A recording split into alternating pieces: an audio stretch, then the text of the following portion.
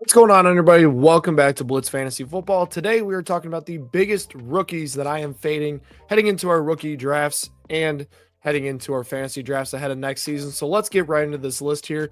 My first guy here, Cam Scataboo for the New York Giants. Now, he was a very interesting prospect just because the production for Arizona State and him being the entire offense was definitely intriguing.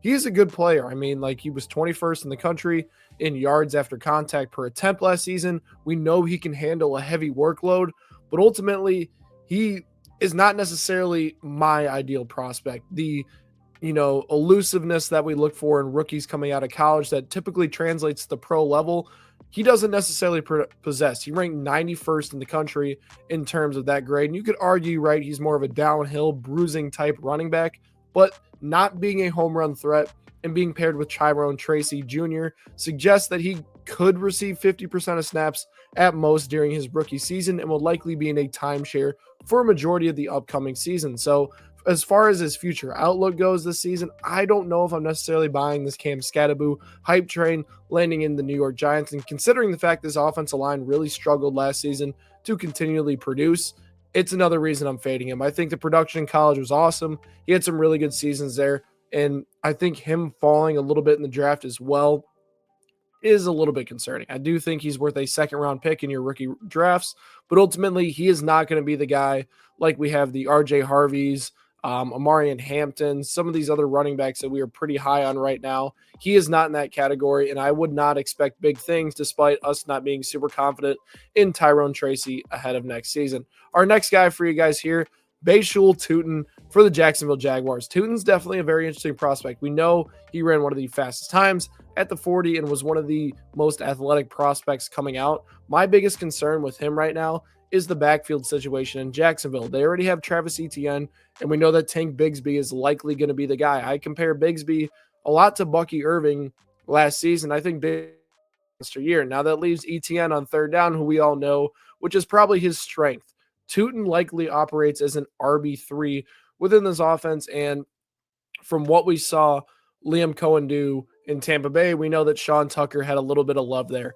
I am not going to go that far and buy into the Tuten train. I think that his hype right now is a little bit overrated. People are not looking into the fact that Travis Etienne was an incredibly productive runner 2 years ago. Last season, struggled with injuries, was not super efficient, but still is an incredibly good receiving back.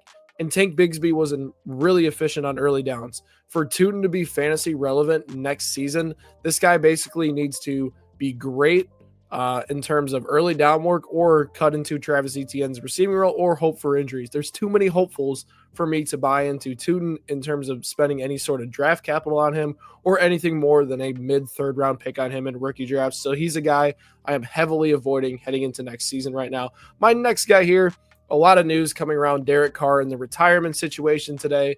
He is not going to be the quarterback, but the guy that is, Tyler Shough, the player who they selected with the 40th overall pick and surprised everybody in the world. And that's when we were all like, oh man, Shedeur Sanders is definitely slipping at this point. So he shook up the draft, but Tyler Shough is another guy I'm fading. Shough was not a player that I necessarily was super impressed with watching his tape.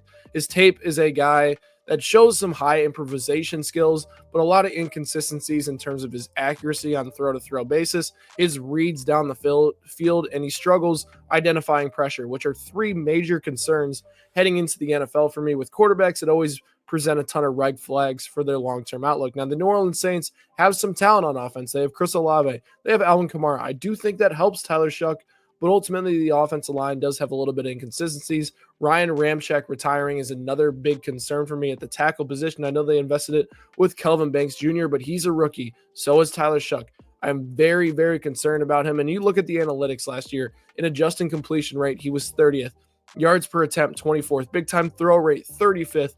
And he had the 72nd deep ball adjusted completion percentage. Those numbers don't scream top end prospect that's going to be super consistent, translating that college tape to the NFL. So he's a guy I am heavily avoiding. I don't think he's going to be viable in 2 quarterback leagues next season. So I think he is an early third round pick, maybe late second pick right now, but he's a guy I'm heavily fading right now heading into next season. The next player, Isaac TeSlaa, Detroit Lions receiver. Now, he's a guy that they really, really liked Detroit was mentioning that he is the player they had to walk away this draft from.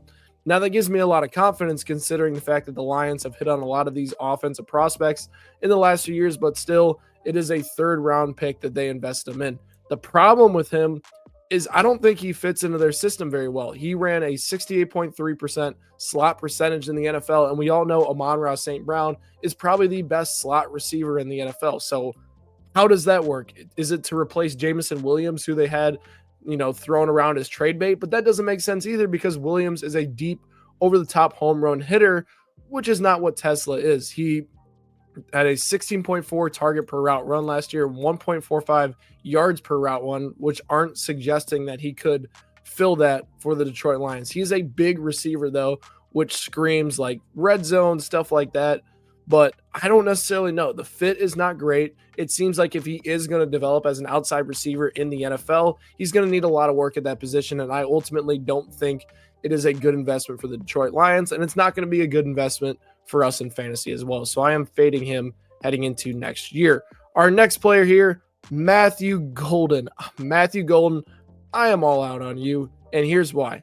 The Green Bay Packers love to deploy a wide receiver room that is a committee by approach.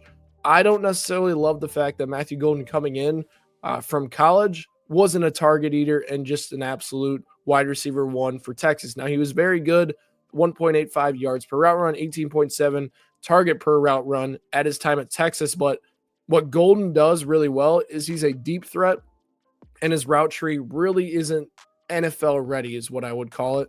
He is going to be able to take the defenses over the top and provide them deep shots. And I honestly compare him a lot to MVS in his time with Matt LaFleur for the Green Bay Packers. MVS, an incredibly good deep threat, but could not take over consistently in fantasy football or on the field just because he is a one-dimensional player. Now, I think Golden will get better as his time extends in Green Bay, but right now I am concerned about his long-term outlook in terms of running more routes and consistently producing like we expect him to from a first-round pick. So he's a guy I have middle of the second right now in terms of dynasty purposes in that rookie rankings list. In redraft, he's a guy you're looking at maybe throwing a dart on at the end of the draft and hoping he gets more snaps and overtakes Jaden Reed and some of these other receivers for the Green Bay Packers. But right now, I'm all out on him. And then our final guy here, Tyler Warren. Now, Tyler Warren is probably one of my most favorite prospects in the draft. I had him within my top 5 overall prospects, but he landed probably in the worst spot possible. And I thought this is where he was going to land too. I thought the Colts were the team that was going to pick him, and they wound up doing it.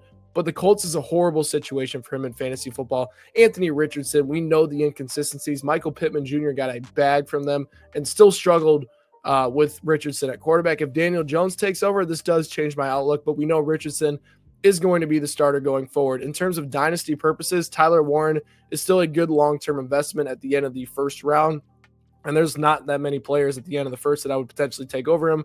I think at this point, a guy priced around him at RJ Harvey versus Tyler Warren at dynasty purposes, I'm going to ride with RJ Harvey, which could be a little bit controversial, but I think Harvey has a clear opportunity to being a really productive back for the next 4 seasons, while Tyler Warren could have slow production in his first 2 seasons with the Indianapolis Colts due to a low target share and not necessarily having the consistent floor that some of these other players have heading into the year. So he's a guy I am really excited about the talent with him, but a horrible landing spot has me concerned in terms of fantasy football purposes. Let me know what you guys think down in the comment section below. Which of these players am I wrong about and which players will surprise me heading into the next season? But these are my biggest fades that you guys need to know heading into next year. Make sure you guys hit that subscribe button for more Blitz fantasy football content, and I will catch you guys next time.